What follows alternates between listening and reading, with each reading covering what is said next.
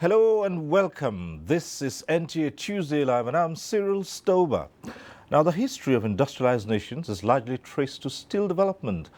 Iron and steel is believed to be the backbone of industrialization. Now, countries like Japan, USA, India and South Korea are beneficiaries of steel development in growing their gross domestic product, GDP. It's a widely held view that any nation that overlooks steel development might just be a consumer nation and a dumping ground for developed economies of the world. Nigeria, in its quest for technological advancement, came up with the Ajaokuta steel project. Now, work on the company commenced under the administration of Alhaji Shehu Shagari in 1979, and by the time of its commissioning in 1983, the project had achieved about 95% completion rate. However, the Ajaokuta steel plant envisaged to produce more than 1.3 million metric tons of liquid steel and generate hundreds of thousands of jobs has been embroiled in controversy.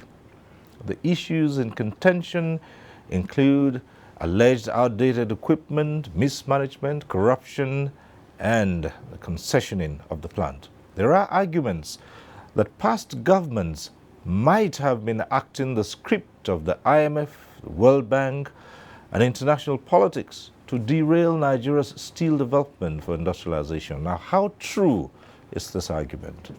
Now, what's the way out, especially with the recent heightened interest of the National Assembly in putting the Ajaokuta steel plant to productive use? And these are some of the issues we'll be considering tonight on NTA Tuesday Live. But first, let's get to see this report by Ignatius Nkwo. In 1971, Nigeria established the Nigerian Steel Development Authority to serve as a springboard for the development of the nation's steel industry. After extensive research by the authority on the availability of local raw materials, the contract for the construction of the Ajaokuta Steel Company Limited, Delta Steel Company, among others, were established under Section 2 of the National Steel Council Decree No. 6 of September 1979.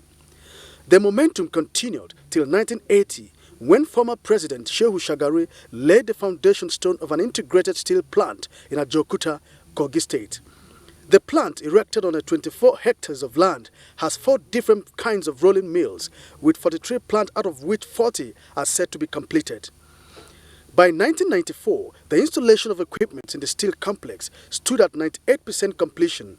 Interestingly, some of the completed units of the factory operated at different times, but had to shut down for lack of funds. The steel company, meant to be the biggest in West Africa, has passed through 2 different failed concession arrangements.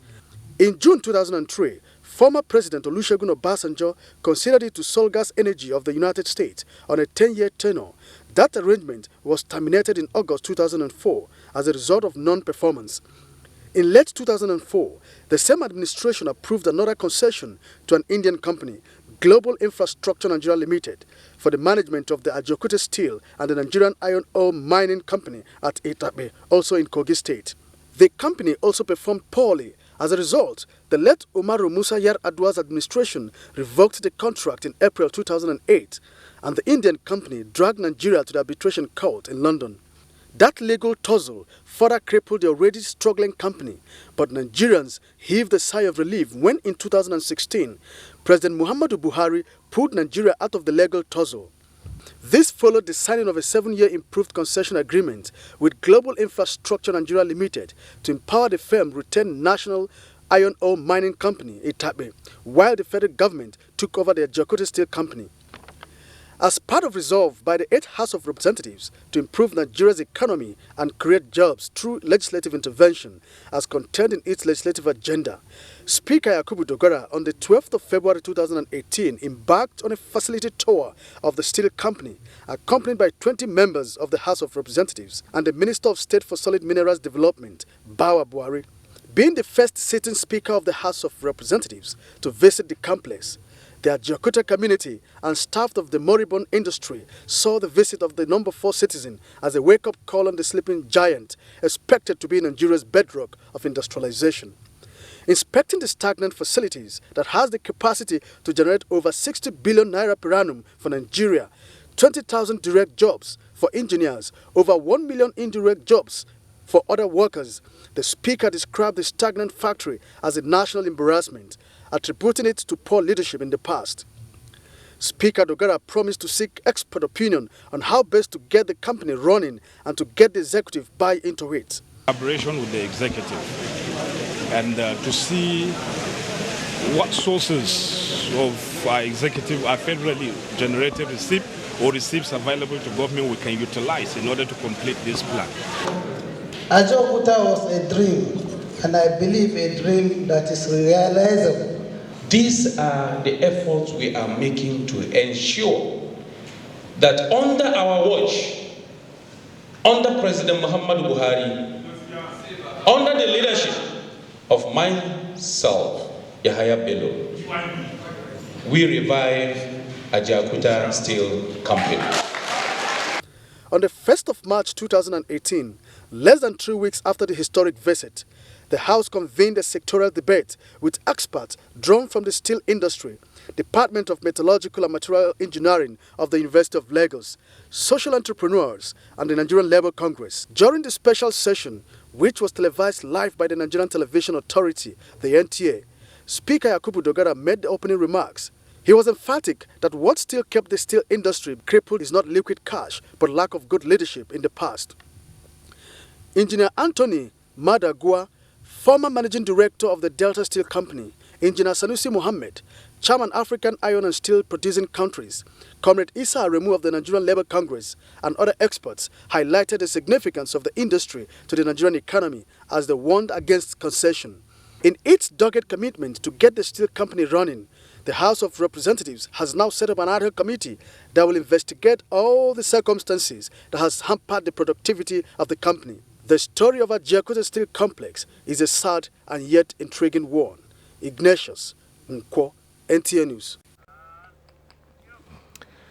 Some story indeed, and that report sets the tone for tonight's discussion. Let's start off by introducing our guests.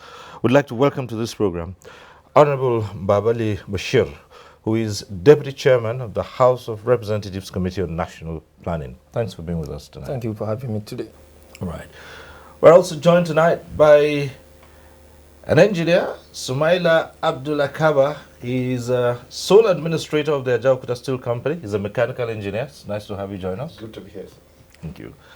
Let me also welcome tonight another engineer, Abdullahi Also. He's former Director of Steel in the Ministry of Mines and Steel Development. He is a metallurgical engineer. Thanks for being here. Thank you for having me.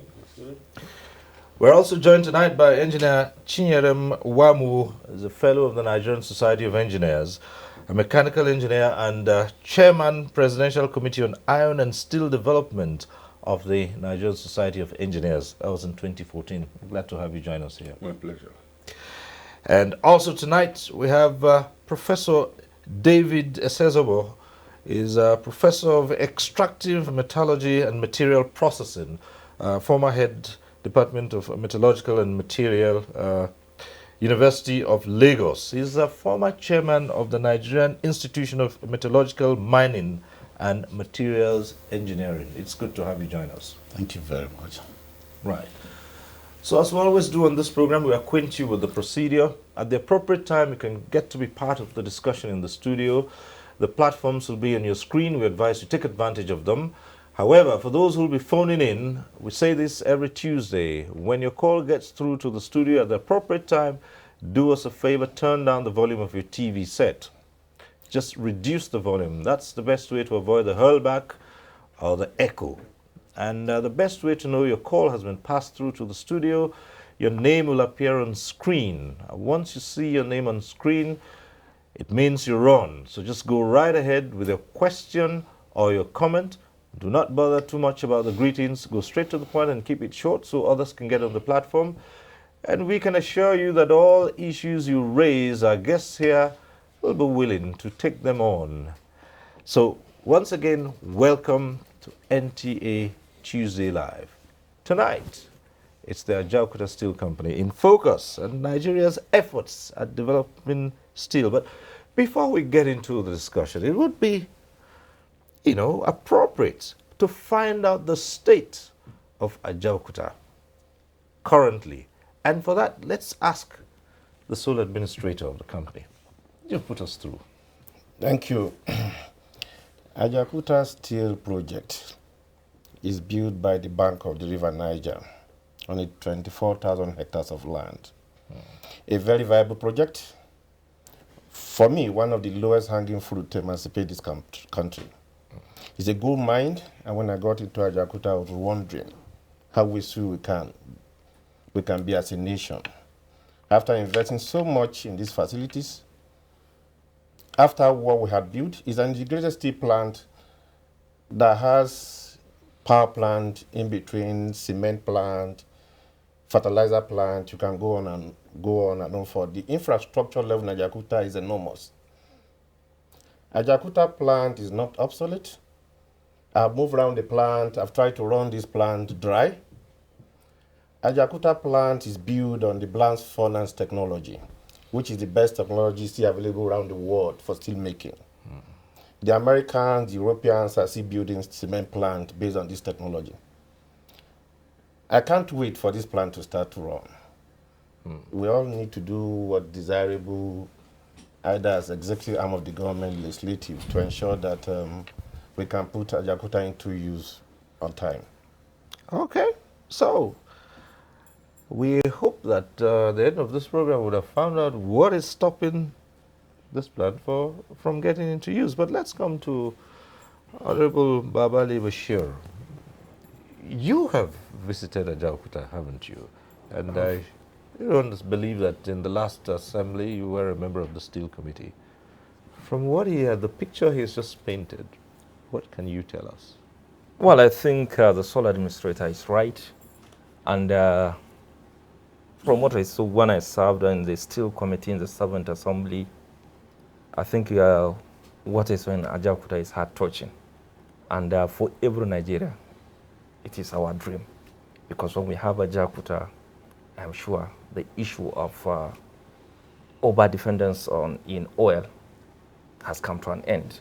Because I'm sure Ajaokuta alone, if put into function, it will create jobs, it will revive Nigerian economy. Our dream in terms of industrial, technological, and any other aspect of diversification, Ajaokuta can take care of it. So the question is, what's stopping it from taking off properly? Engineer Abdullahi Alsu. Thank you, sir. Your presentation has briefly touched on the history of Ajaokuta from 1979 when the company was established to now that we are under the problem of the legal issue we have. Now, Ajaokuta, 1979, when we start, it's supposed to be a three-phase program. The first phase is 1.3 million tons.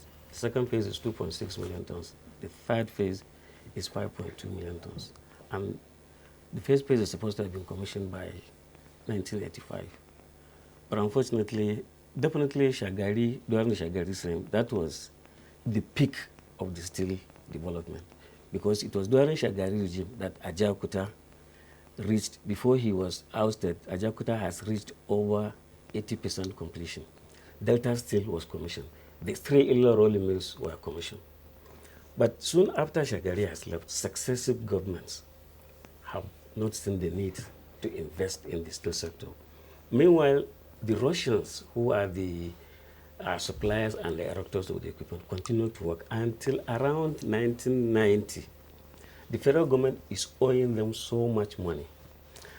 And not only that, while they continue to install the equipments, there are other issues like the infrastructure, the raw materials that will go into the steel plant. So we are concentrating more on erecting and installing the equipment, not minding the raw material. Apart from Etape, for the iron ore concentrate, all the other raw materials sites have not been developed. The infrastructure that need to bring those raw materials have not been developed. And we have a saying in the steel development cycle, if for the blast furnace process. If you will produce about 1 million tons of liquid steel, you will move no less than 8 to 9 million tons of material. So you can imagine the logistics problems. If you build the plant, you don't have the infrastructure, you don't have the raw materials, what do you do? So the Russians continue until 1994. Federal government is not paying them their money. They have written so much later about the infrastructure, rail line, roads to raw material site, development of the raw material site. None is happening. They are not being paid. So they have to leave site. And by 1996, the contract was terminated. At that time, the plant has reached 98% completion.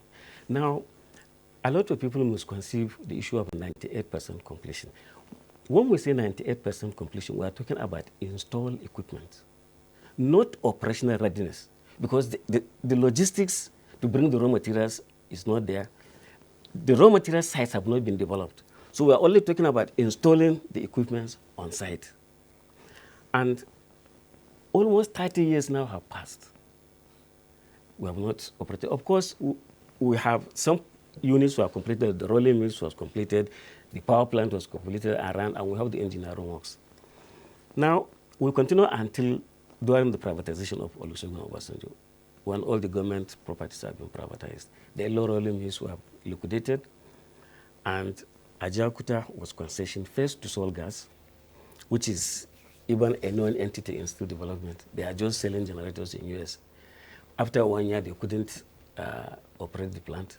They left, and almost immediately, global infrastructure was brought in. Now, a lot of people, you say concession failed.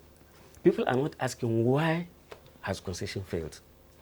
Sol Gas and Global, there was no due diligence. The Nigerian Society of Engineers, the Nigerian Metallurgical Society, the civil society group at that time have written to government pointing that these concessionaires, they are not the right people. They don't have the financial capacity, they don't have the technical capacity. Of course, the government of Obasanjo didn't heed to the warnings of all the professional bodies, and a 10-year concession agreement was signed. Now, that was in 2004. Ajaokuta was concessioned to Global. In 2005, Niamco was concessioned to Global. In 2005, Delta Steel was sold, 80% shares of Delta Steel was sold to the same Global. In 2006, the Railway Central Rail Line was concessioned to Global. In 2007, the concession agreement of Ajaokuta was replaced with a share purchase agreement, whereby 60% of Ajaokuta was sold to Global. Of course, people have continued to cry until in 2007, when Edwards government came into being. They set up a committee to investigate all the cries of this professional organization, the civil society, and even the staff and the local community. And the panel came up with a very damning revelation on the activities of Global. Unfortunately, the report was tabled before the Federal Executive Council. And the unfortunate thing is, the contract was terminated, but the due process, the termination clause, the due process of terminating the contract was not followed. So Global lost Ajaokuta, Niamco, and because they lost Niamco, Delta Steel was in jeopardy. The railway concession too was terminated. So definitely they went to the Court of Arbitration in London. And that thing started in 2008 when the concession was terminated, until 2013, when the Legal Counsel and the Ministry of Justice, who are representing government, came up with the idea that this thing has prolonged for too long. They advised government that we should settle out of court. Right. And President Jonathan approved that they should go, the legal team should go and negotiate out of court. Then the negotiation is the one that came with the framework settlement agreement, and part of the framework settlement agreement, it was agreed that Niamco should be reconcessioned to Global, while Ajaokuta will come back to government, and that government will not pay 1 kobo to Global. Right.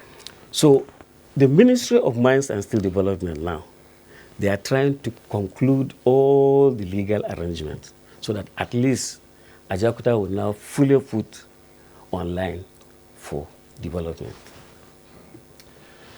Interesting so far, and so many issues to raise. And like you said, many issues. We'll be asking our guests here to comment on what you've just said, that those companies were not in a position to run that plan. They didn't have the technical know-how, they didn't have the finance, and due process wasn't even followed. But let's come to Engineer Wamu. And let's get your take on the whole Ajaokuta saga. I would have proposed that for us to take home, and for our believers, our listeners to take home something. We split this thing into sections. Where is Nigeria coming from as far as Ajaokuta is concerned? 1. Where is Nigeria now in terms of iron and steel production? 2. Where does Nigeria want to be, or should Nigeria be, in iron and steel production? How can Nigeria get there? The management, we like to sectionalize this thing so that we can understand where we're coming from, where we're going to, and how to get there. Understand what I'm saying? Yeah. Yes, Ajaokuta is on a large expanse of land, 24,000 hectares. Can you correct me? Very correct. That's almost the size of a state in this country. There are 43 units, is that correct? Correct. 40 have been completed. There has been this sing-song of 98% completion since 1994. And we are human beings. That plant is not one-off in the whole world. It's operating in India. It's operating, so many of them are in USA. They're operating in Singapore. Let me talk about Singapore. Ajaokuta was contracted 1979. Smile, is that correct? Very correct. 39 years today. Singapore got independence 1965 as a third world country. 2000, they moved to first world country. How many years? 35 years. And we are still building Ajaokuta. We are still building Ajaokuta. And we are talking about Ajaokuta. People say they are visiting Ajaokuta. How many times have some of us visited Ajaokuta? I want to be calm on this thing because it's not a good story to tell. It's a nation, and as human beings, that we should have such a project, invest so much money on it. I'm sure Cyril has been to Ajaokuta, and you've seen the plans. You see the area of land. How many housing units? 15? 10,000 houses. No, I mean, you know, they are spread all over the place. Yes. They are not in one place. Yes. Over 30 estates. Okay. Did you hear it? 30 estates. And we're talking of providing employment for Nigerians. This steel plant, if it were operational, would have gone to 2.6 million tons. Since that is the second phase. I'm sure by now it would have been at 5.2 million metric tons. The plants in India, most of the blast furnaces in India actually about the same capacity, have upgraded. Therefore, they're employing more Indians. Is that correct? Indonesia commissioned a fertilizer plant by Collux in 1982. Nigeria commissioned one too. By 2017, Indonesia had about 20 fertilizer plants. Do they have 3 heads? These are the questions we should be asking ourselves. We should be asking our leaders. We should be asking you. So these are leadership issues. Thank you. All right. But then, let's ask Prof. Yeah. You know, he has broken it down into so many segments. But a key segment I'm looking at, where are we in terms of steel development today, and where do we intend to be in the future, and how can we get there? All right. Now, before I say anything, but I want to first of all, the book, The Pressure, that Ajaokuta Steel project is a rolling mill. Just like what I'm saying at the screen, say reviving Ajaokuta Steel rolling mill. That is absolutely wrong. Because the rolling mill is just less than 1/4 of what is in Ajaokuta. It's actually Ajaokuta Steel Complex, where you have various plants and Allen Industries located in one location that is occupying about 800 hectares. The Ajaokuta as a whole is occupying 24,000 hectares, but why are those plants occupying 800 hectares? 800 800, yes, it's 800 hectares. Now, before we even understand where we are now, we actually we need also to look a bit, because in your opening remark, you made a fundamental statement that what are the game players in this area.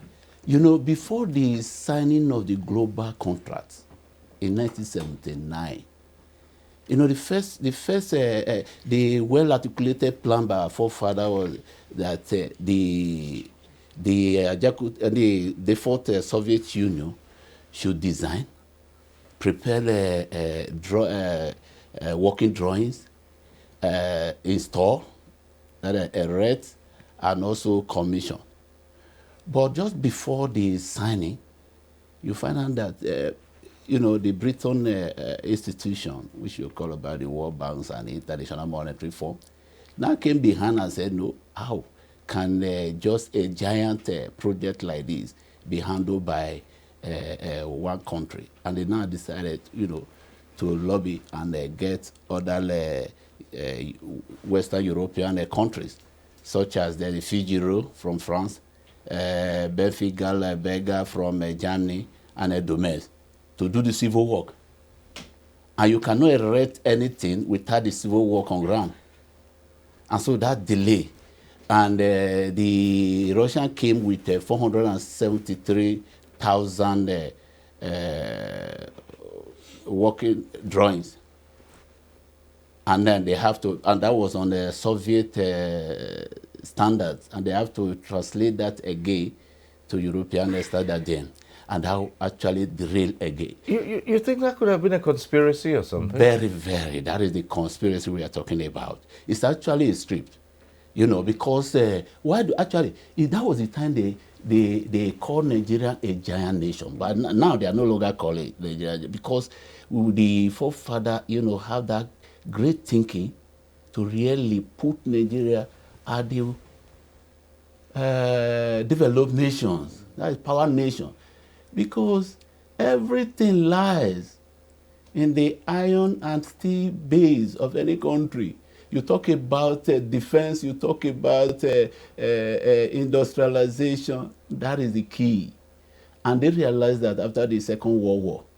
And that is why even the British government, what they call late Margaret Thatcher Iron Lady, is simply because he has to inject money to refurbish, modernize the steel industry when it was under the Commonwealth, and that the British steel, the chorus.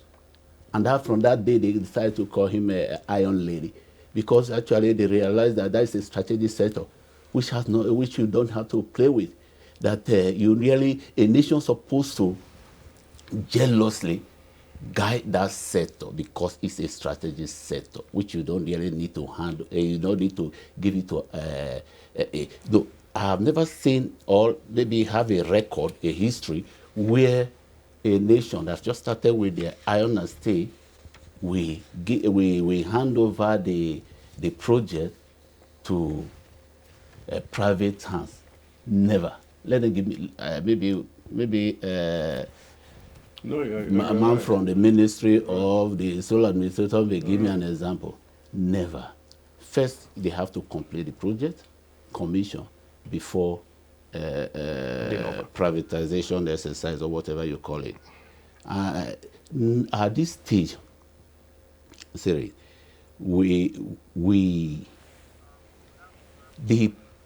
look, there are various, as you rightly mentioned, 40 out of the 43 units required in the first phase completed. The 100% completion stage. So 3. Yes, balanced stage. Those are the primary unit where you actually produce the liquid steel. Okay, we'll ask you to pause a while. Yeah. Our phone lines are already open, and we have a first caller on the line, Victoria, calling in from Lokoja.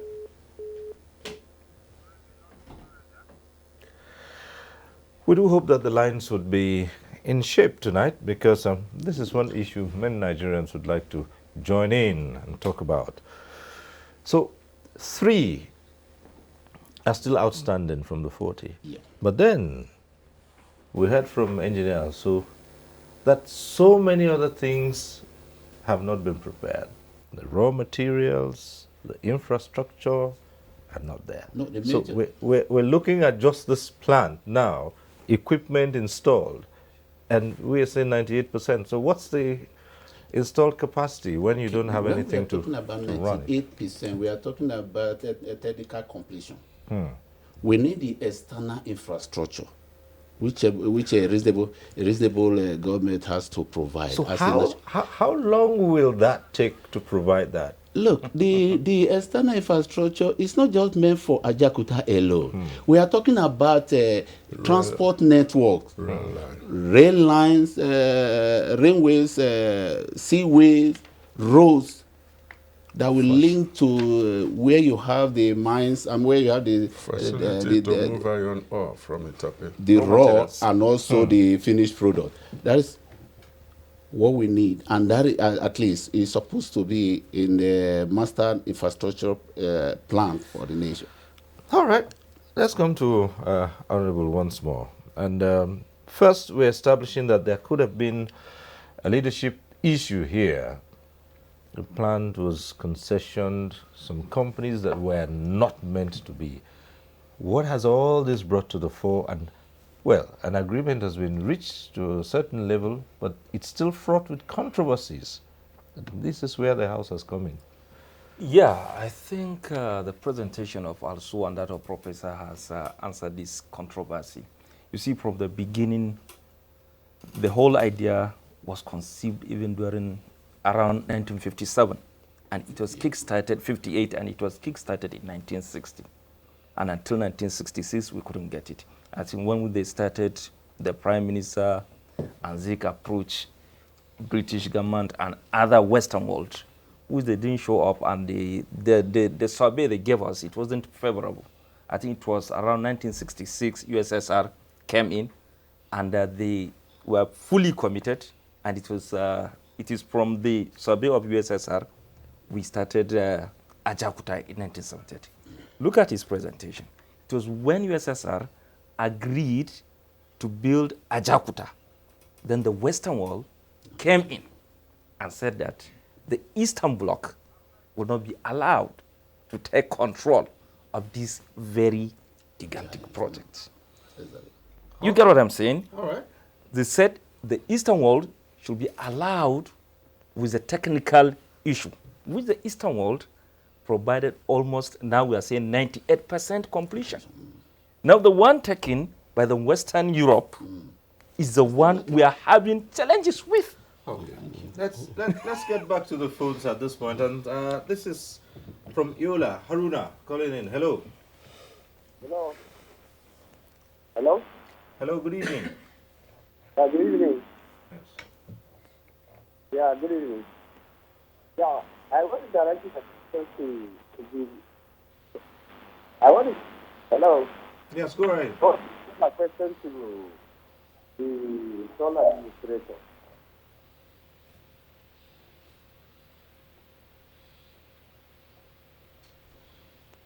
Yes, Haruna, you have a question for the solar administrator. Yeah, direct my question to him. question is, yes, I have a question for you. Yeah, Mr. Solar Administrator, what is our prospect what is our prospect or what hope do we have for in building or in completing the Ajaokuta steel company? Could you repeat the question? Yeah, so what hope do we have in the completion of the Ajaokuta, the Ajaokuta steel? What is his role in the concessioning? Is that what you were asking? Did you get the question? No, I did not. All right. You had it, but it wasn't Haruna, clear. you might have to call back and we'll see if we can get your question clearly. So just try and call back. The line may be clearer. There was a point. So, okay. That is the first take of it. That is the international conspiracy. They don't want us to reach there because they said they don't want to commit the same mistake. They allow Japan. So they don't want to allow Nigeria. They don't want to commit the second mistake of allowing Nigeria to be another actor in the steel sector. That is one. You have a second country that is independent. And second, let me land. And yet the conspiracy you say is in place, and 30 yes, years later you can't bring yeah. that conspiracy? Get what I'm saying. Let me land. You see, in his presentation, he said between 1979 to 1983, almost 82% was completed. That is to show you commitment from the leaders of the past. Between 1983 or 1984 until 2004, we only achieved how many percent? Maybe only 10%. The entire controversy was between 1984 to 2004. Because there are people who are acting, even in Nigeria, who are reading the script of Western world. Look at the controversy. Look at the process of concession in Ajaokuta. Due process were not followed. The same thing with that of Niger Steel, Delta Steel, and all other steel companies, Itakbe. Due process were not followed. Outcry from civil society, from Nigerians, but nobody cares to listen. After some months, they canceled that concessioning. They concession it again to another company, which is not competent enough. So now the problem we are having, Cyril, today the government is saying after getting out from the legal tussle, almost 85% out, because I can't say 100%, the government of today is saying that they want concession again. So the question we are seeing, why are we repeating similar mistake and expect to have a different result? Why not try another position? Maybe we try concession 2 times and it fails. Why not build Ajaokuta to capacity, operate it after 5-10 years? If we feel we are not comfortable, then we can privatize, we can concession it, or we can even say let it be a joint venture, because steel sector is too critical to any nation in terms of economic, the defense, job creation, and any other security you think of for any nation to hand it over to an individual at this very critical moment. Cyril, there are countries who don't even have the raw materials of steel production globally. Take South Korea, take Japan, but they are ranked among the first 10 globally. Look at South Korea. They made almost $60 billion last year from steel. And still, their steel company is providing direct job for over 65,000 citizens. Look at Egypt. Look at South Africa. The production of South Africa, of steel of South Africa last year, it was reported to be like 6.1 million tons. That of Egypt was around 5.7. And they were ranked around 22nd and 27 globally. Here we are in Nigeria. We have the raw materials, we have the technical know-how, we have Ajaokuta, but we are ranked nowhere. Engineer Huamu, you were going to come in here. I have a feeling that some fellow Nigerians who are watching us talk are just laughing at us. Let them talk, let them make noise. Because there are some, like he said, there are some people who are paid to make sure that their country does not move. I'm saying that before. There are people who, your brothers and sisters, who are paid to make sure that Nigeria does not move. The Honorable said that the problem started around 1983. And it strikes a tone in me because DAC was commissioned ahead of schedule, January 1982. Ahead of schedule, 3 months. The Germans were 3 months on the time schedule, ahead of schedule. Why was it done? We know that it was done because the West wanted to show that they can deliver steel ahead of the East. Anyway, I'm a bit, the Russians don't know who I am, so Putin cannot say that I'm supporting him. But this same technology is working in Russia today, and elsewhere. We must ask ourselves, how did we get to stop funding this plant? Somebody mentioned the issue of handing over our plants to people who are not competent. Let me try to tell you the story of Mittal. Mittal family is a business family. I mean, they're into business. There are 2 Mittals, Pramod Mittal, Accelero Mittal. You must have heard of Accelero steel plants, the biggest steel plant in the world as of today. Why could somebody hand over the steel industry to the one that is wanted for tax purposes in India? Go and check. Pramod is wanted for tax purposes in India. And that is the one you hand over Ajaokuta to, the bedrock of industrialization in Nigeria. That is the one you hand over DAC to. All right.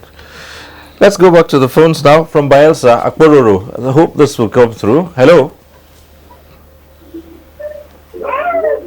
Hello? Yes, go right ahead, please. Yeah, good evening. Good evening.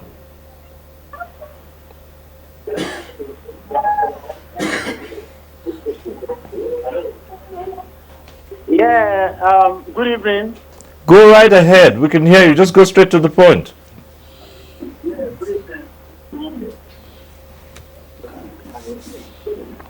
Well, I'm afraid we'll just go ahead and leave it for Akpororo there. Well, here we are. Right, this conspiracy theory for 30 years, we're still unable to. But again, as an issue Honorable has raised, why are we thinking of concessioning again? If you say for 2 times you've tried, it's not taking you anywhere, why are we still thinking about that? Yes. People are discussing about concession. People are discussing about joint venture. People are discussing about outright sale. People are saying government to complete it as envisaged. For almost over 30 years, government could not complete this project. You cannot run a steel plant with due apology, with budget. We are in March now. The federal budget has not been passed. You cannot run a business. It's like a steel plant using budget. So, concession, yes, people will say we have concession twice. It has failed. We should find out why did it fail. What are the advantages and what are the disadvantages of concession? What are the advantages and what are the disadvantages of joint venture? We have seen joint venture even in the oil and gas sector with all the problems that government is not meeting its obligations, even as lucrative as the oil and gas is. Or is it outright sale? We have to sit down as a nation, both the executive and the National Assembly, and look at the best way to fund the steel sector. But I can assure you, I have not seen any government facility of the size of half of Ajaokuta that a Nigerian government has run successfully. Okay, let's try this from Ben, calling in from Abuja. Hello, Ben. Yeah, good evening. Good evening. Yeah, well, well done, gentlemen. You guys are making some great points. My little contributions are Now, we need to take a critical analysis of this plan. Okay, when we talk about big plans like this, these plans were concept, these ideas and the designs were done years engineering today. Can the logic system, some of the parts, the production line, some of these things have gotten to what we call end of life. No. When we talk about Singapore does not even have the kind of land we have in Ajaokuta to build that kind of massive plant. What I'm saying in effect is, you don't even need, sometimes you do engineering analysis of some project, you find out that it's even better for you to jettison what you have and even start a totally new plant and break them section by section. I don't think there is anybody in modern day that can build and manage those kind of plants. And when you also talk about concessioning, still plan, before you start talking about profit, you're talking about 25, 30 years. You would have rounded for 25, 20 years, but they are long-term investments. So when you go and concession to somebody, a businessman who wants to start making profit after 2-3 years, you cannot get the best out of this thing. Steel plants and national security issues. Government leadership needs to do investment in steel plants, and so that we can get the best out of these plants and drive our industrialization. Even when we talk about digital age, but the components, the major components you need for most engineering infrastructures and things are gotten from steel. So it is a core. If we say we want to get technological advance, we must build our steel plant. It's not something we want to use short gap solutions. But unfortunately for us, we try to use short gap solutions. We want to do these things fast. That is what is happening in the power sector. We don't want to build our national grid backbone. We want to generate 200 megawatts, which is not possible on what you have now. So you must do investment. You must do critical investment in whatever you want. I mean, how do I put it? In critical infrastructure that will generate growth, or that will still keep beating about these things. So we need to do proper analysis. Can some of the components, the logic system, the electronics of this thing, can they still stand the test of time of today? Or is it when we invested money into this and we now start realizing, this thing cannot stand, we need to kill this plant, this section of the plant cannot. So we need to start looking at these things, please. I rest my case here. All right, thank you very much, Ben. But first, we've got to take an issue you raised here. Now, let's go to the sole administrators. You heard it be said most of the infrastructure there reached the end of life, and no one can operate them that way. Is that true? That's not correct. Absolutely not correct. I have experience as an operation engineer. I work in manufacturing. I'm also a project engineer, and I've been in Ajaokuta for the last 5 months. As I speak to you, we are carrying out the internal technical audit. Seasoned engineers, in collaboration with the Nigerian Society of Engineers, who's an expert, we are going from one plant to the other, carrying out an inspection, looking at the state of every part of the plant. Which one is bad? What do we need to replace? What the cost of replacement? This internal audit will be completed by the end of April. And then we can come, an audit has been done in 2010 and 2012. We still have those audits. And I can assure and tell you that none of those plans are obsolete. Where as you do 1 or 2 cases, take for an instance, when you talk about the internal infrastructure in Ajaokuta, you are talking about kilometers of rail lines, over 50. And we're talking about the sleepers.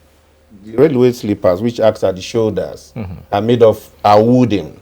So, and they are supposed to be replaced every 20 years. They're actually due for replacement. So when we effectively want to, start to use this infrastructure, those one will require replacement.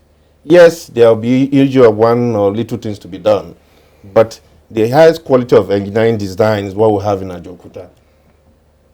In Ajaokuta, when I became the sole administrator of Ajaokuta, I discovered that we're owing NEPA over 2 billion. We have a power plant of 110 megawatt that's shut in. I got back to the minister, and tell him what my plan was. And I need to thank the Honorable Minister, Dr. Kayode, for the support and the fund required to reactivate this plant. As I speak to you, our reactivation is over 80%. By mid-April, the first 55 megawatts of electricity will be on again in Ajaokuta. We will be able to use part of it, and we're going to evacuate the remaining to the grid. Thank you. We have a caller from Bielsa. Just introduce yourself and go ahead.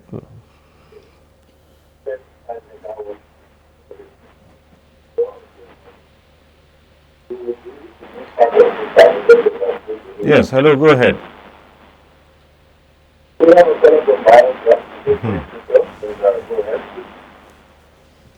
Yeah, good evening. Good evening, go ahead. Yeah, my name is Bekewe. I'm calling from Bayelsa State. Yeah, actually, we are talking about reviving Ajaokuta steel rolling. And to my little contribution, I think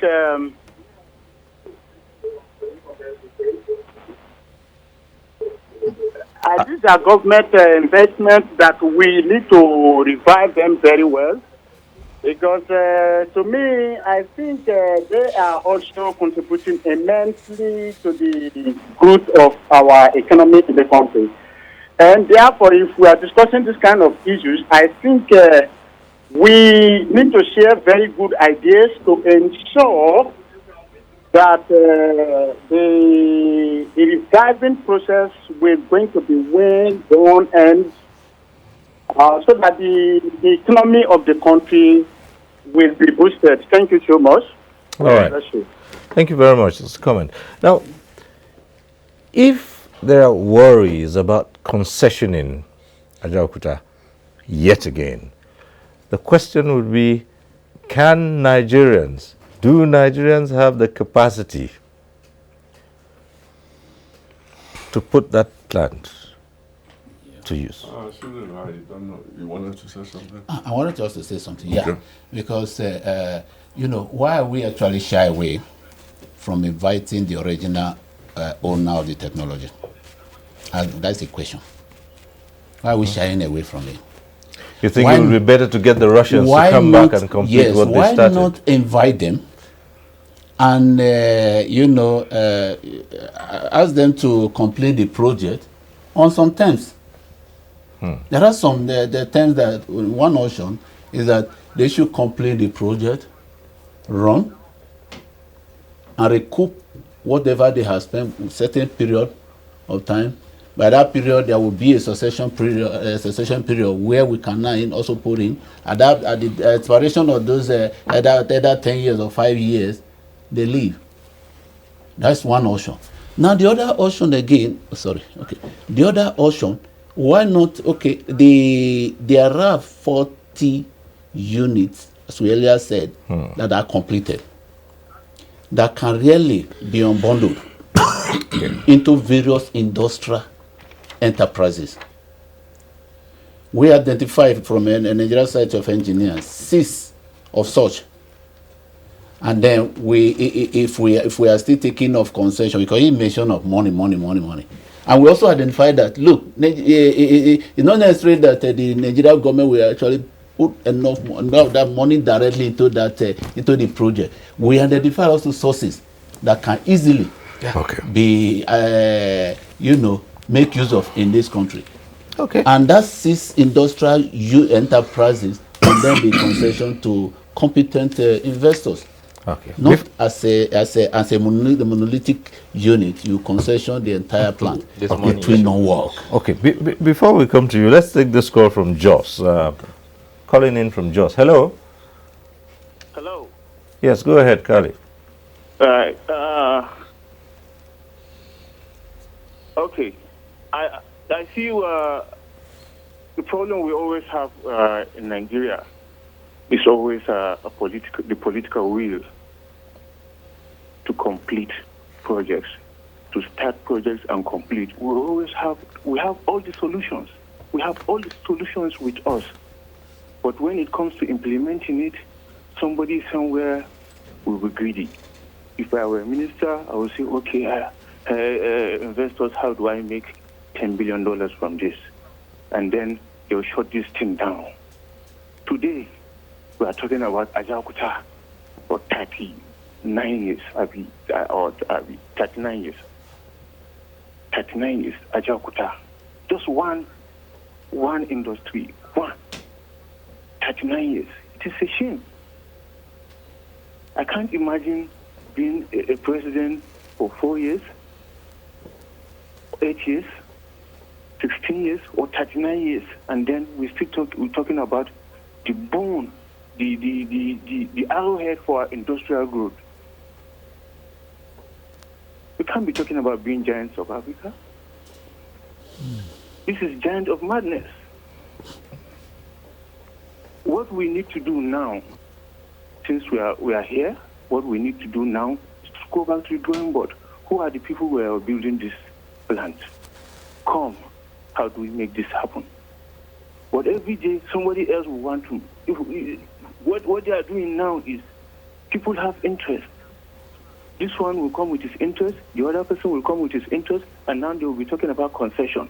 And they will go and bring their friends from somewhere and say, come and front this for me.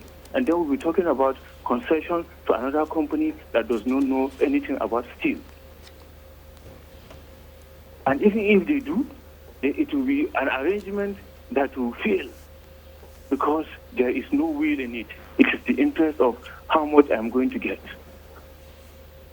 It's the same thing that is happening with our refineries. Refineries are not working. We cannot build a refinery.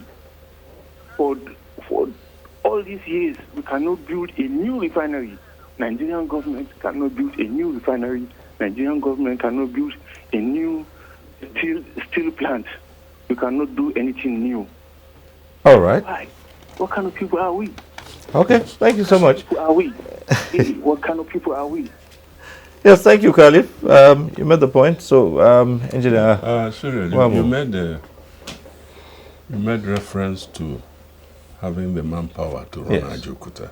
Did I get you right? Yes, we have the capacity. Okay, you said capacity. I suppose you are referring to manpower. There's one human being they call Dangote. He's building a 660,000 barrels per day refinery in Nigeria. We do know, and we've been to the plant at Lekki, that it's not going to use people from the moon to run it. It's going to use Nigerians. Many of them have been trained. Some are coming back from training. I always get disturbed when this issue of do we have the human beings. There are so many unemployed Nigerians who must pay a price for our quixotic decisions to unbundle industries. It doesn't happen in any country. Can't sell all government assets and you'll still be walking the streets. It's criminal. People who did this thing should be held to account. Who have the human beings? Yes, true, some of them have left service in Ajaokuta, but there are still some. I was there in August last year, and I still met a good number of them. We have the manpower to run Ajaokuta. It will take what you call, and you will always call it in this studio, political will. All right, at this point in time, we'll take a short break. When we return, we'll look at all the options that Nigeria has in getting Ajaokuta to work. Stay with us on NTA Tuesday Live. We'll be back shortly.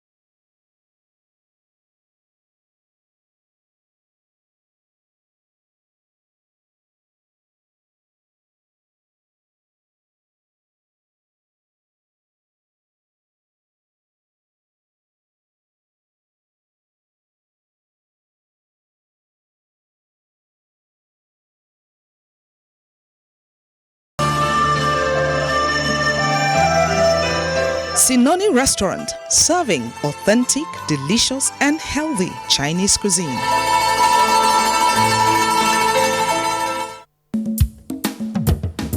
Nigerians, our fearless officers and men of the Nigerian military are winning the war against Boko Haram.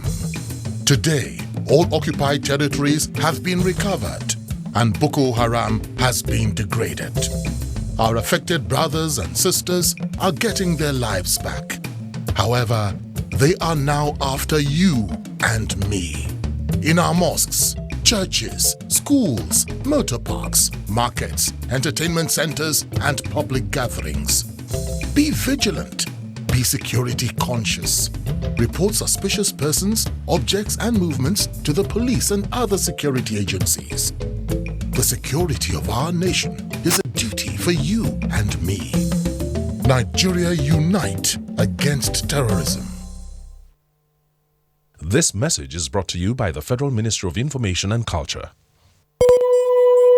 The struggle for independence had been a long and tough one. Our founding fathers and compatriots sacrificed their comfort and even shed their blood. We cannot at this point in history afford to spirit away their sacrifices for immediate but temporary gains of today. Let us emphasize what unites and not what divides us. Working for the unity of purpose with a stronger vision for a better tomorrow. NTA, growing with the nation. Nigeria, the only country we can train with remarkable potentials to excel. Let us believe in ourselves and change our attitude for the sake of our country and generations unborn. Let us revive our cultural values, which are our essence as a nation. Let us renew the spirit of patriotism and hope in our dear country. Do not take or give bribe. Be punctual always. No more African time. We can't expect to be global citizens and operate on African time. Join the queue. Insist that people are attended to on a first-come basis, no matter who they are or where they come from. Nigeria, good people, great nation. Make you report any crooked person, object or wakajube movement to police and security agent demo. The security of our nation now work for all of us, plus including me and you. Nigeria, make we unite against terrorism. Now, Federal Minister of Information and Culture bring on this message.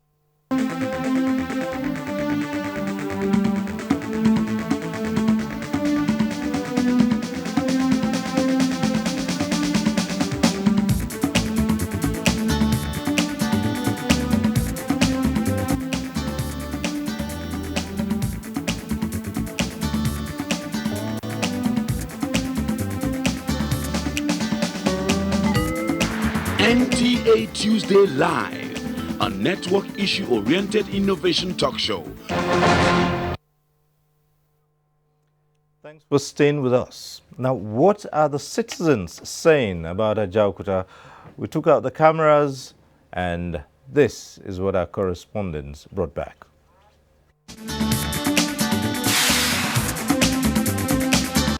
Here is a very big project that would have moved Nigeria to the total level of development. Unfortunately, because of human mismanagement, not because of the policy, already the government has set in the policy to set up this Ajaokuta state that would have raised us up. But the mismanagement of human beings, people who were given this particular a company or this particular project to manage, did not manage it well. Even afterward, when we started giving it out for concession, yet it could not come up to stream. So today, it remains a very, like I said, a very sore spot in our checkered history. For those of us who have had the opportunity to even walk down the place called Ajaokuta, we see the buildings, we see the infrastructure rotting completely. Nothing is happening. Without steel, you can't do nothing. The automobile industries are at least 60% steel. Iron, without steel, no country can develop. Because your houses, you must involve steel. So, Nigeria, we are just beating about the bush. We are not fair to ourselves. Plenty of us say that it is an international sabotage But I don't believe that. It is local sabotage. How can somebody internationally be sabotaging you for 39 years? You have done nothing. It's fallacy. I was watching the other day. They said Ajaokuta is 98% completed as 1994. We have gone there. It is not up to 60% completed. We are just playing about the booth, using everything as politics. Unless Ajaokuta start production, Nigeria is doomed. We have to go back to our root to know actually what we want. If we are dealing on the factual aspect of it, or we want to play with the resources of the nations. What it is today, honestly, it is not what it is expected to be. Because if Ajaokuta Steel had been in existence from then up to date, doing what it's supposed to do, we won't be suffering this high rise of cars. You want to buy a car, you have to go to China, you have to go to Japan. Look at it today now. Our government have to partner with other countries for us to get cars. Maybe like even the train they are talking about. From what we heard and what is on the book in the books, the Ajaokuta Steel, if it was functioning the way it's supposed to, all these locomotives should be manufactured there. But today, it's not. We have to go out spending billions, and at the process, those that want to, capitalize on the loopholes, to cheat the country, we are the one that gave them the opening. It will not be good to play a blame game. Who is at fault? Who has gotten it wrong somewhere? It's not important now. The way forward is what do we do? Because we are interested in those things that give us our livelihood. And one of them is that we are employed. A lot of people are moving up and down looking for jobs when we have industries here and there abandoned that could be reactivated to give us exactly what we are looking for. You can imagine the thousands of people that will be employed by just reactivating that. So I just urge on the federal government to do something about that steel company, because that is almost what I may call the basis of technology. You can't talk about technology without steel.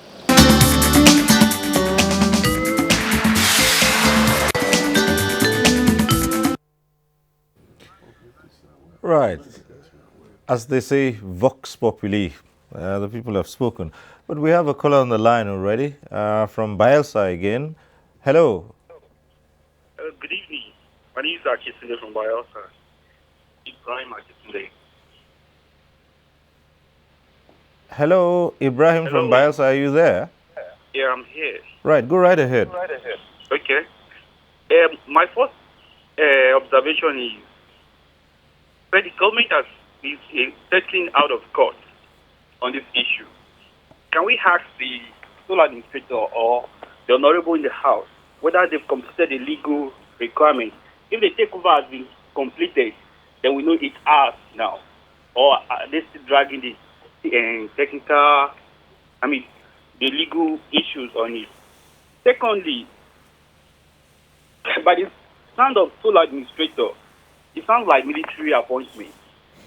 What's the mandate of the sole administrator for the project? It's possible what we're discussing now has been spelled out by the government, and they're giving the sole administrator to come and produce a result.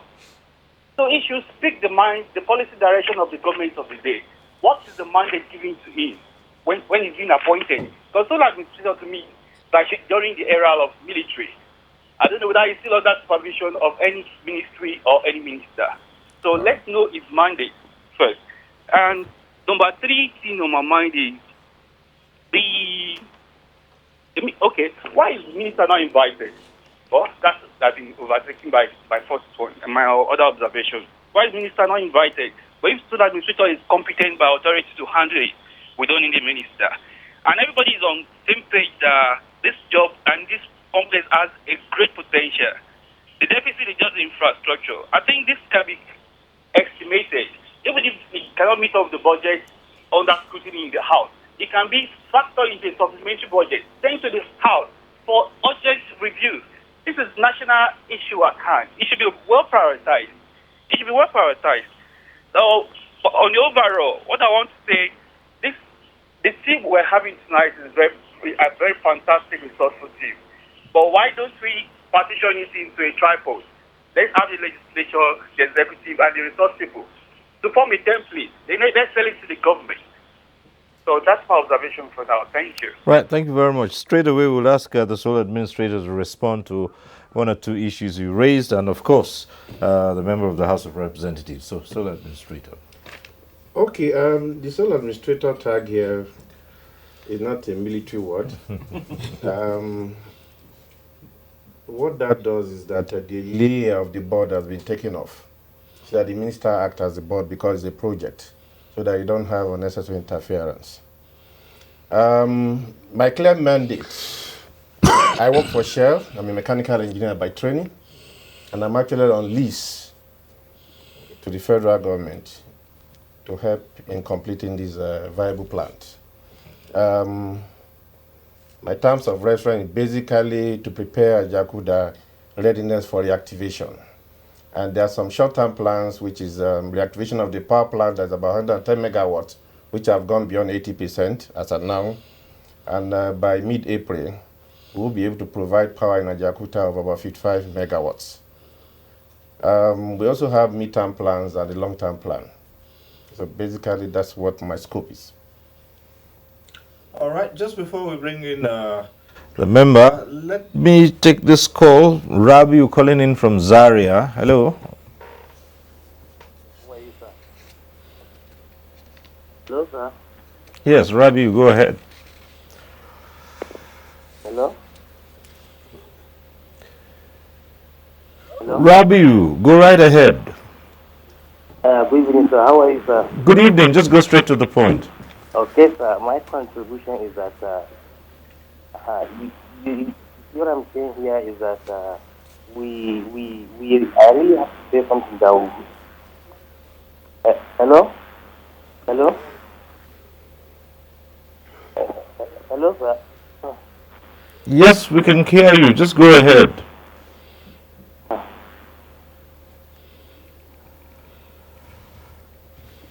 Hello? Well, Rabi, you may have to call back while you gather your thoughts and decide exactly what you want to say, your contribution. But let's come back to Honorable Babali Bashir. Well, I think he asked a very vital question with regard to the legal trust, which I'm sure Hadid has been following the program right from onset. The former director still from the ministry has answered that question with regard to the issue of legal trust. Which he said that during President Jonathan, the government decided to settle out of court, which it gave birth to maybe a win-win situation, whereby the former concessionaire, that is Global, was given Niamco, and the federal government has taken Ajaokuta. So I can say that we have gotten at least 90% out of the legal tussle. What remains, I think, is the normal documentation.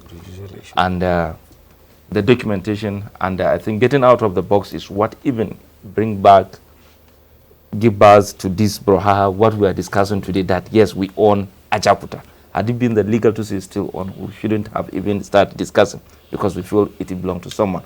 And he asked another question, which I think even the director raised a very germane issue with regard to funding of steel company from budget.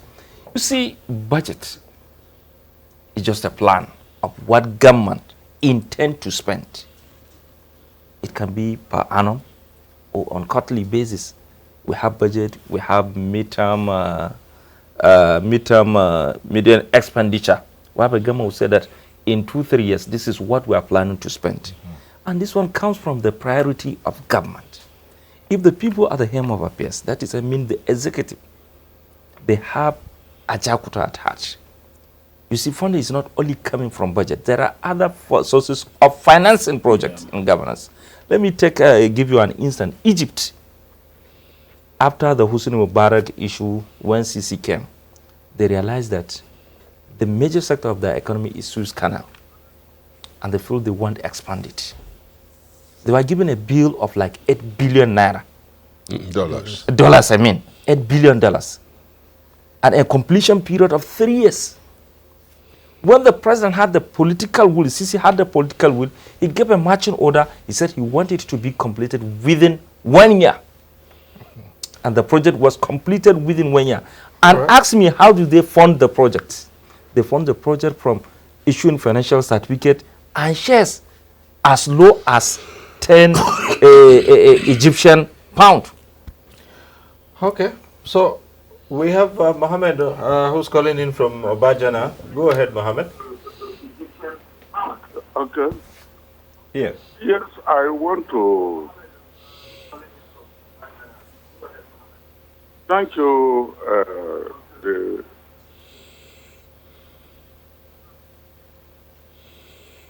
President Muhammad Buhari, to please rescind his decision not to spend money on Ajaokuta. I congratulate all the participants there for saying the obvious. The international conspiracy requires it's a challenge for our leaders to break the constraint on Ajaokuta. Whether you like it or not, it has been there from the 50s, from the 1950s. The National Assembly should please stand up. All the states of the Federation can fund Ajaokuta. The businessmen in Nigeria can fund Ajaokuta. Thank you so much. If you regard it as the bedrock of industrialization, why concession? All right, thank you very much, Mohammed from Abuja. And just a couple of tweets here we have, and this is from Makinwa Dituru. It says, steel is critical. I'm of the opinion government should complete the company and take full ownership, run it for some years, and have a PPP arrangement. We talked about that.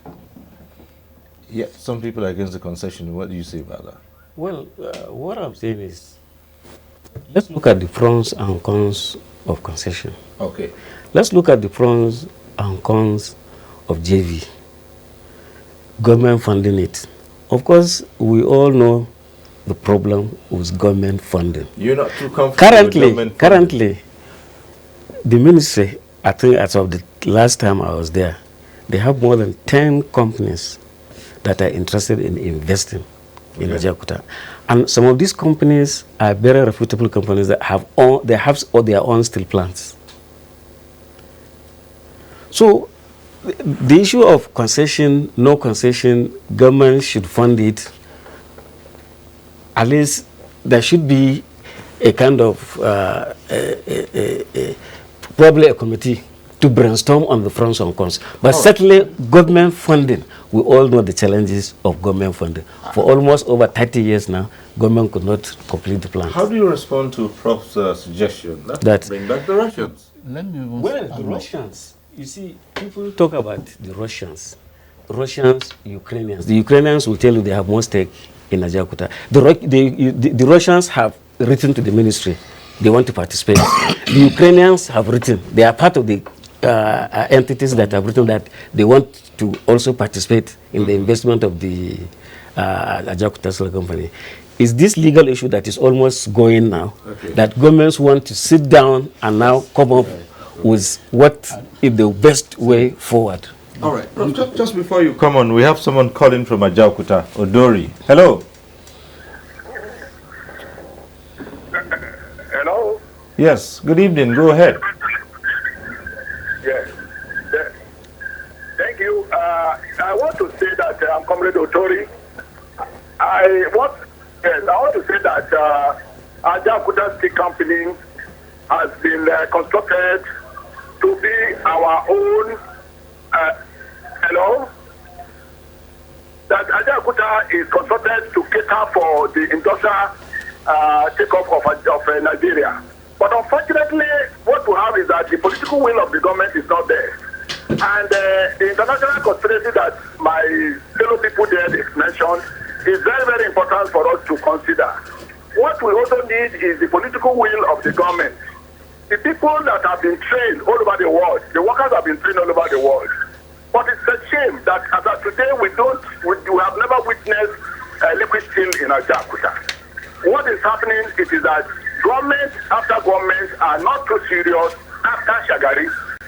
Shagari is the only person under 4 good years who was able to put in place what we have today. The rest are just lip service. nobody is ready to say the truth. And when you talk, what they look at is that this person is anti-government. When Buhari was coming on board, our President Buhari, the view of all Nigerians and the comrades around was that there's going to be a change. Change should not be limited to anywhere. It's supposed to be changed in all aspects of our life. They have abandoned skills. It is expected that change should have actually looked at reviving Ajaokuta skills.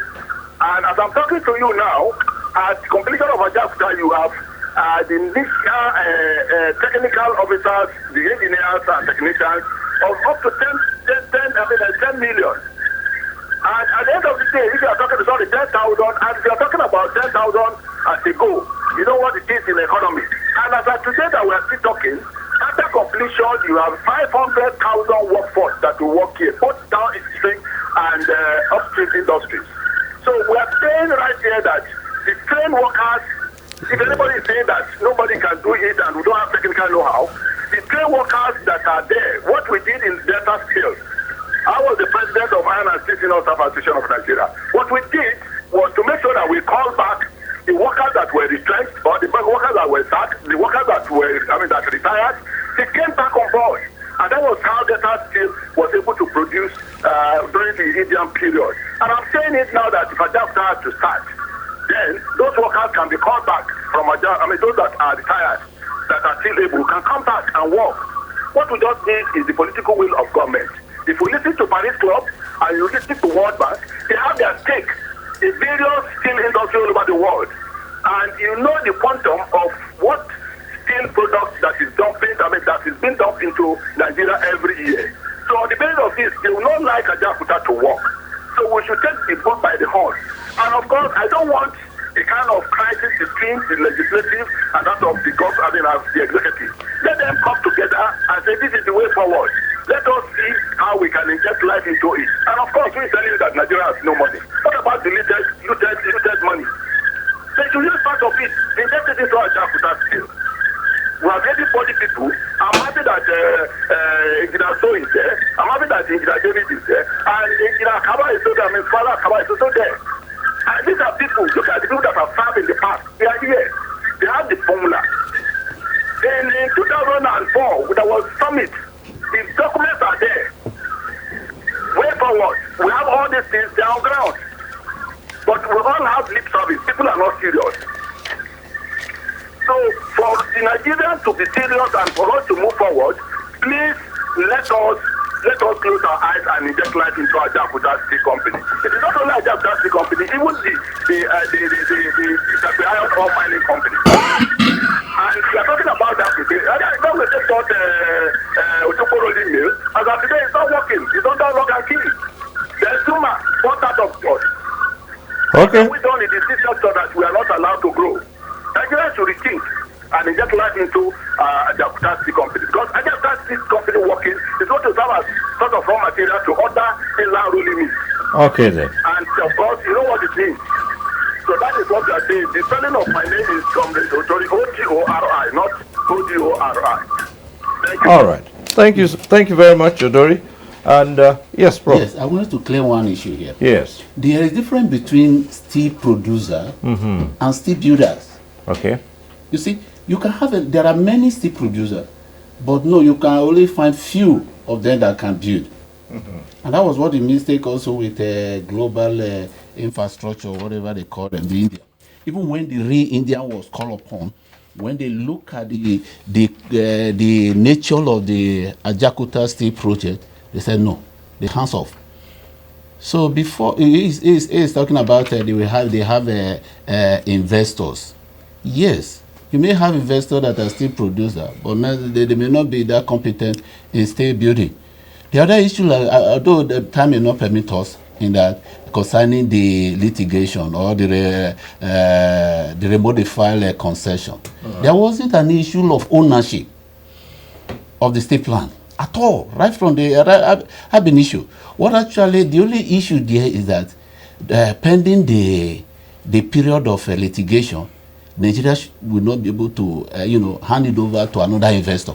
That is just the issue that was there. Well, I know that You said earlier on that an audit was on, which you hope to conclude in April? Yes, by the end of April. Well, without prejudice to the outcome of that, what are the challenges standing in the way? For now, when you talk about technical audit, we don't have any challenges on our way for now. Okay. The project is ongoing. We are about 70%, and hopefully by mid-April we'll have completed the audit. The audit will be able to show us physically the plant status, what is required to be done, and also we are trying to attach cost element in terms of the plant that have been installed in the steel plant. Okay, but just a moment there. Let's try and take this call in from Apollos. Calling in from Bielsa. Hello, Apollos. Bielsa is busy. Hello. Hello? Yes, go right ahead, please.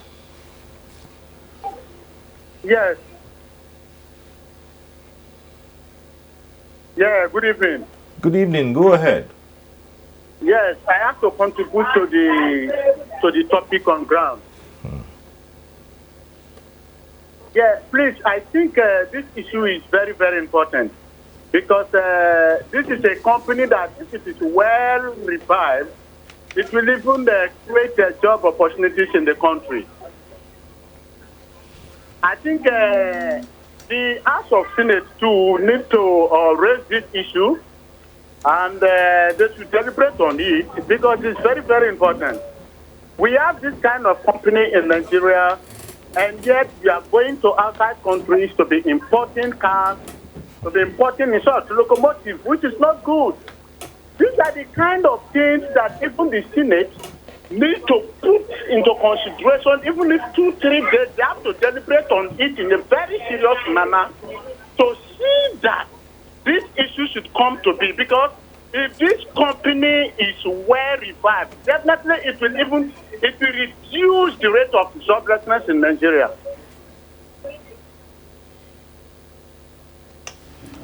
All right. Thank you. Let me just bring in this here. This is an SMS sent in by one who's watching this program. It says his name is Farid Salman from Zaria.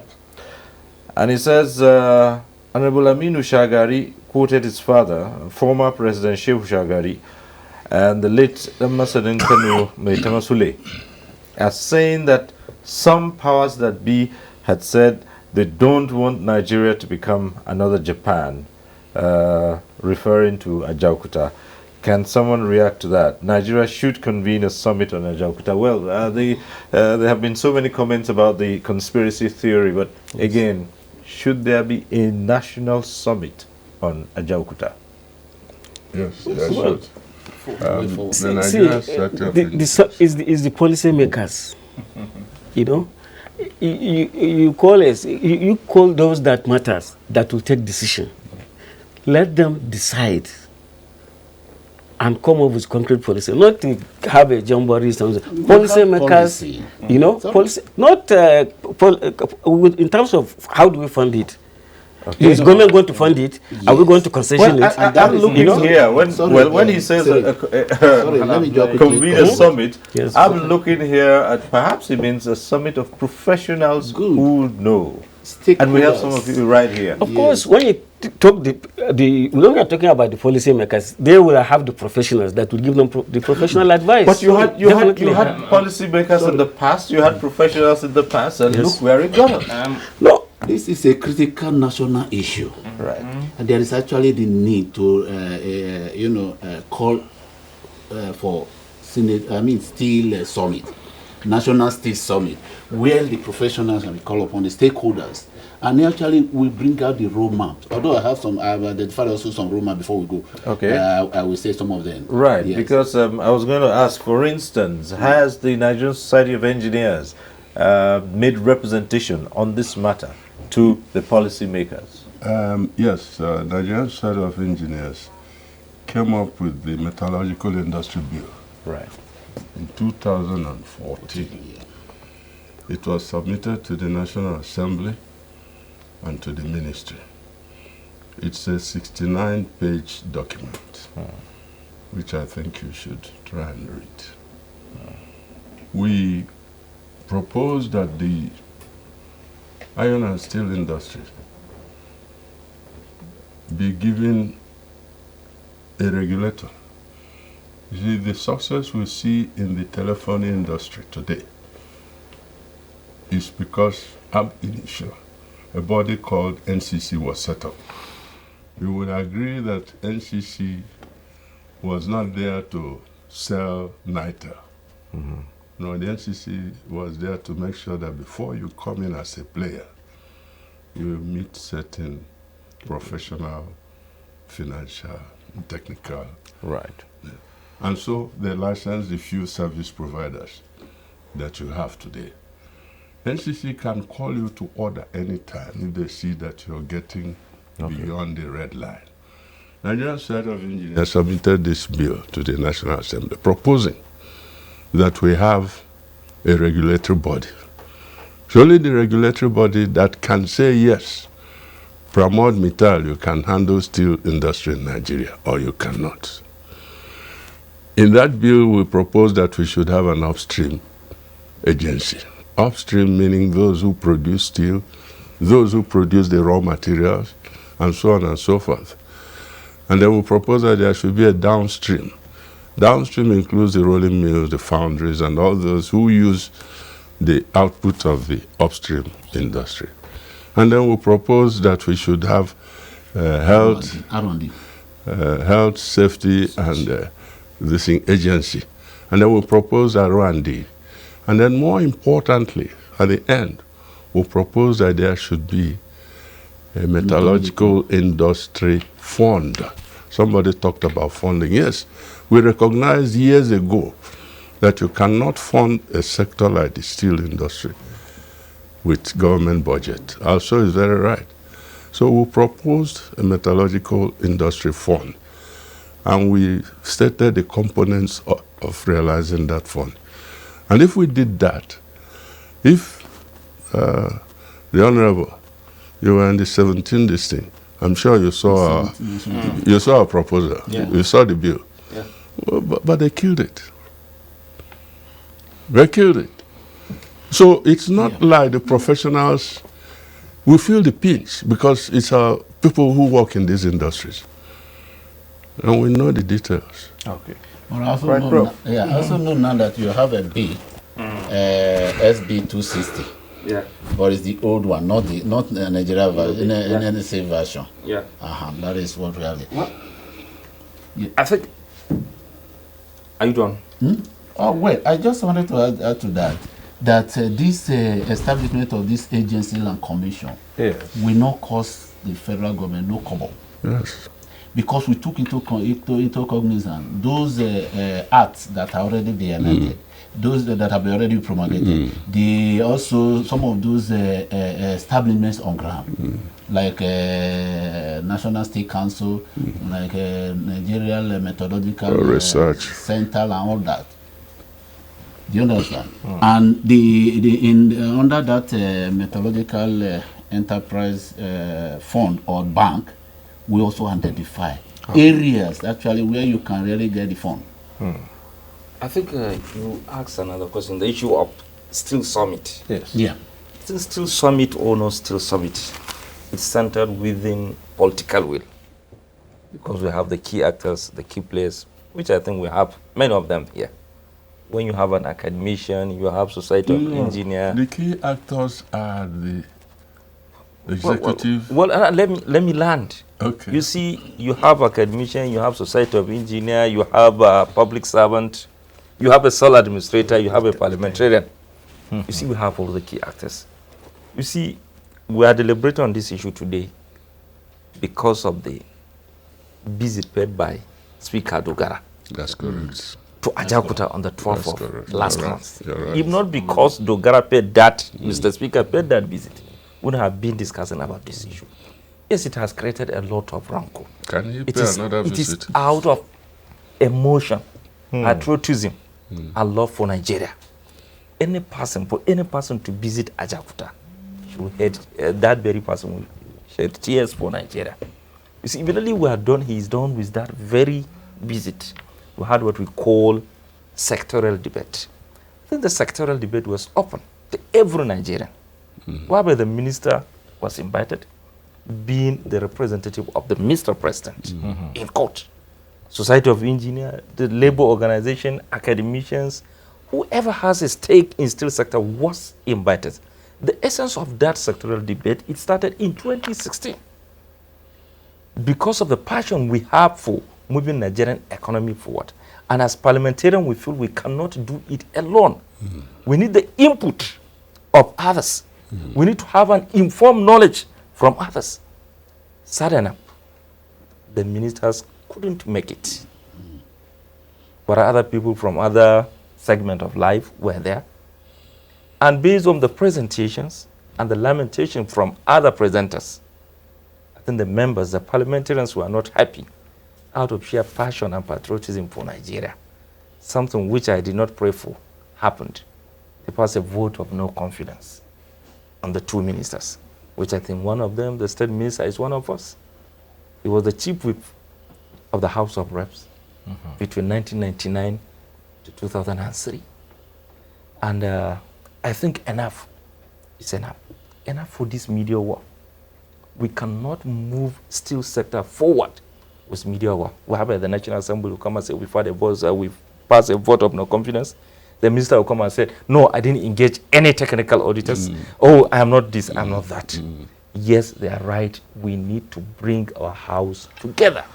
Whatever matters in steel sector must come together and salvage this nation once and for all. Okay, a number of tweets here. I've introduced a new twist to it. We have Akondiola, who tweeted in, says, no private company will resume operations without the aim of maximizing profit.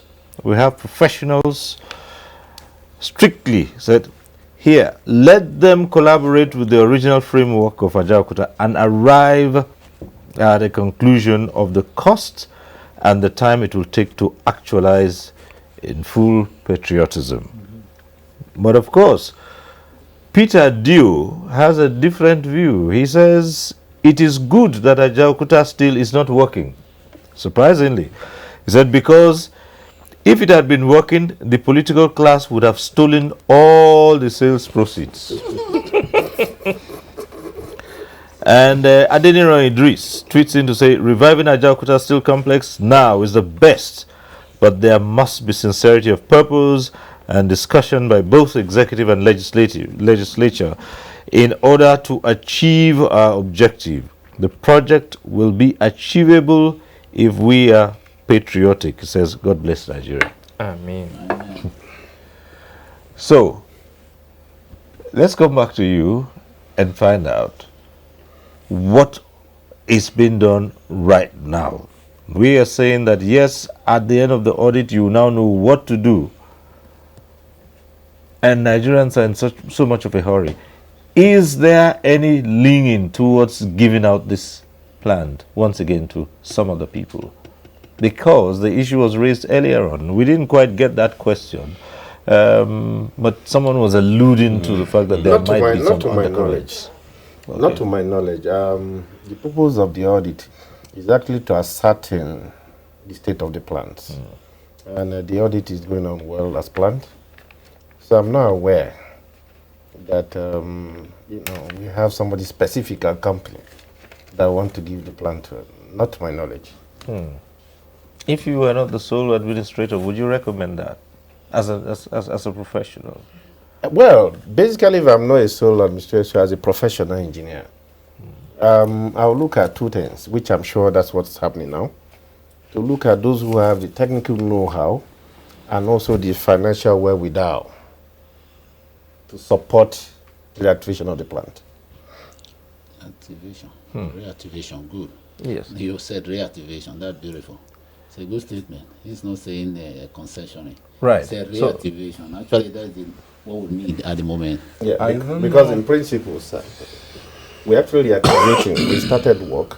Okay. What I've done when I arrived at Ajaokuta is to look at the lower hanging fruits. Yes. Those things you could do without much noise, spend less money. The Ajaokuta Engineering Workshop is the biggest workshop in Africa. Yes. It has a lot of facilities. We're actually reactivating them. We start getting jobs from the Dangote companies, the Lafarge Cement, etc. And that's the intention. Those are the things we can do within. And Why the other strategic thinking is on. even the training center can be upgraded to an institution. But even as we speak, Makiwa Aditoro tweeted in again and says, can the sole administrator provide update on how much is needed to make the company 100% complete? And can the honorable member shed more light on the appropriation for the amount and possible ways to fund it? No, it's a tall order. Yeah, it is. At the end of the technical audit, you have an idea of how much is required.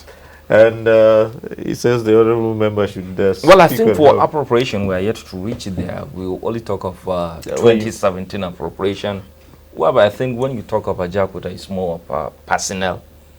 We budgeted for personnel, overhead, and a 2 billion naira with regard to concession. And the amount is nothing to write home about compared to what we need to put Ajaokuta into work. And even with what we have as a budget proposal for today, what they depend for 2019, it's not all about putting Ajaokuta into work. I think it's all about maybe maintaining Ajaokuta because it is now owned by Nigeria.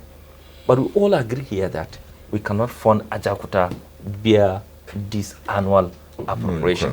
What we need is a political will to diversify means of getting money on how to bring back Ajaokuta. And there are sources. One government want to bring back red line, they find way of funding it.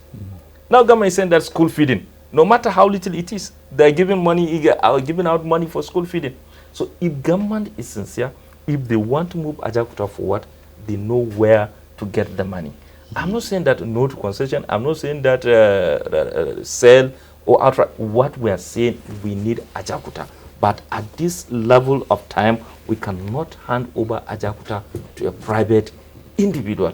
It is our national asset. Let's put it to work. After putting it to work, when we feel we cannot manage it, then we can say, Mr. X, come and take it. Now the whole issue is, the whole idea is, we need to keep ourselves, to put ourselves in a room. Both the executive, the legislators, and the key players to find a way on how to revive Ajaokuta. When we come out with a position, after maybe looking ourselves in a room, if it is concession, we all agree on concession, fine, that is the position of Nigerians. But what we are saying, we cannot allow individual, because let me quote the minister. He said he don't want to repeat similar mistake of the past government of entering into concession, of committing public funds into Ajaokuta. He claimed to say that with Nigeria spent over $8 billion in Ajaokuta between 1979 to this time. Am I right, Mr. Samaila? He said Nigeria spent almost 8 billion naira. Am I right, Mr. Alto? The amount of money he's talking about, everything. This is what I'm saying. This is what I'm saying. I say in Ajaokuta, I'm not talking. I'm talking. This is what I'm saying. From 1979 to date, he said he don't want to repeat. What are those mistakes? And who committed those mistakes? Were they called to book? We are saying that some people shortchanged Nigeria some time ago, and this is a government which promised change for Nigerians. We campaign to Nigerians that we will do everything humanly possible to bring those who shortchange Nigeria to book. And now we're claiming that some people shortchange Nigeria. We don't want to commit similar mistake of the past. The first thing we need to do is to call a spade a spade. Whoever shortchanged Nigeria between 1979 to today in Ajaokuta's dealing must be brought to book. And then government business will move from there. But some people commit mistake. They siphon Nigerian money. They use Nigerian resources. Go and find out those who are buying for this, who are bidding to take over Ajaokuta. The certain people you are seeing, you find out that they have their Nigerian fronters. And those Nigerian fronters, they are all these retired military officers. And all these political shots. I don't want to start mentioning them. And you know. And we know, and every Nigerian knows. There are people who kill Ajaokuta because they know what Ajaokuta means to Nigeria, and they know they have that dream of taking it over after killing it, because it is only when they kill it, they'll come and buy it at a peanut price. After taking it, then they'll revive it with their partners, and the money, the Ajaokuta will become that one, so that Nigerians, our children, will have nothing to pinpoint and say this is our national asset. Thank you. I'm happy the Honorable is here. Yeah. Is that the way? What's the way forward now? Those who feel that yes, it's good to mete out sanctions to those who have been found wanting, but there are also those who caution that dissipating all energies on doing that might also jeopardize your moving forward, because you will spend all your time and energy fighting and you're not looking forward in reviving. What do you say to that? Yeah, but I have a hope in the administration of Buhari, because actually why he was voted in is for a change. And change has to actually start. Someone said that change has to start from those that, first of all, let us even identify them. I remember there was also the EFCC report that up to date is still under the carpet and has not been released, concerning the concession exercise on Niamco. Niamco is in Takwe, and that needs to be also be exposed, and let's see the perpetrator and those who were involved. You see, there's one issue before I forgot. Now, you know, Nigeria made progress when we have the Nigeria Steel Development Agency. And as soon as it was scrapped, we were making step backward, up to date. And I also want to correct one impression. The federal government stopped funding Ajaokuta since 1994. Let them tell me if I'm wrong. Since 1994. The only thing they are spending, you mentioned it, just for maintenance, personnel cost. You know, let me tell you, the Ajaokuta, we have structure on top, on the surface. The one below, wow. The one below is even more complex than those on top. Do you understand what I'm trying to say? So we really need, what I'm advocating, that the Ajaokuta Steel project should be taken away from the purview of the ministry. All right. And, given to an independent directorate or authority under the auspices of the presidency. Okay. Yes, Would you go with that? I agree with that. That's the position of Nigerian set of things. All right. Take it away from the ministry. Yes, because the ministry will always kill any progress plan with its bureaucracy. Put it under an agency under the presidency, and you see what progress will be made. Engineer also? First of all, before I comment on that, I think you are mixing of issues, Prof. Nigerian Steel Development Authority is after yes, you may need to. It gave birth to the 9 parastatals in the steel sector, because after it was scrapped, it gave birth to the 9 parastatals. You wouldn't have Ajaokuta. No. Then another thing is, you see, what we want is Ajaokuta to move forward. Whether you take it to the presidency, whether you leave it in the ministry, whether you take it anywhere, as long as the political will is not there, you will achieve nothing. So it's immaterial why it is once the political will is there. On the other hand, the feeling is if you do not sanction those who run the project aground, chances are others will do the same thing. Well, all over, there are so many, it's not only in the steel sector, in so many other sectors. It's good if they can get them and sanction them. Of course, it's good. It deters others from doing it. There's no doubt about it. But make no mistake, it's not only restricted to the steel sector. No, of course. Yes, sir. Okay, so Engineer Abdullah Kaba, as we close, as we wind down. Yes, my point clearly here is that Ajaokuta steel plant is viable.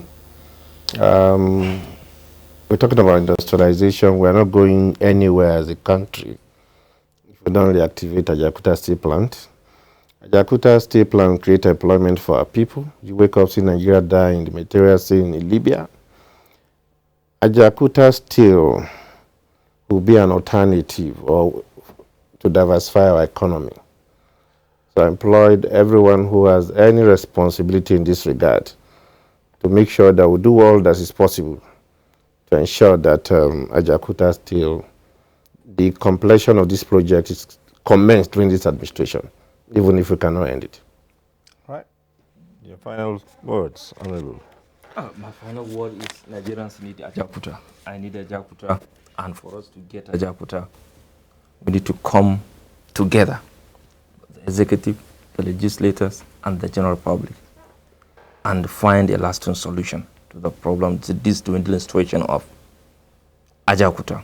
And I think the first stage is maybe the House has kickstarted the ball rolling by setting up a committee to investigate the circumstances, and with the Federal Minister of Mine and Steel engage a globally discredited Price Waterhouse. We said it's an allegation which the ministry countered. Now, since the ministry countered, I think the whole issue is both the executive and the legislators, we need to bury our differences and agree that Ajaokuta belongs to Nigerians, and we are working for Nigerians, and we need to find a lasting solution to the problem of Ajaokuta.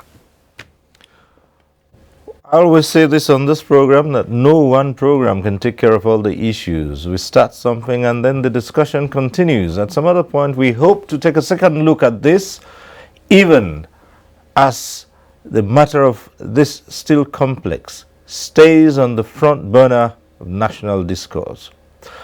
But here, we would have to say thank you to our guests for finding time to be here and availing us of the so many angles of this national project. So we'd like to say thank you very much to Honorable Babali Bashir, Deputy Chairman, the House of Representatives Committee on National Planning.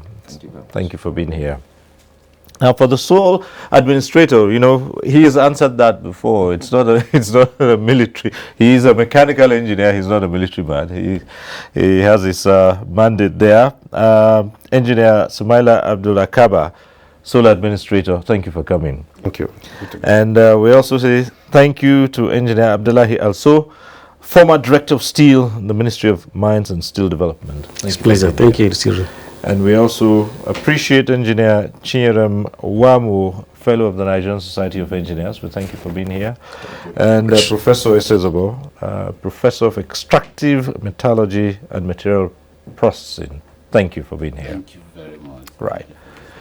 And thanks to you too for being part of the program. Next week we'll reach you again on NTA Tuesday Live. I'm Cyril Stober. Bye for now.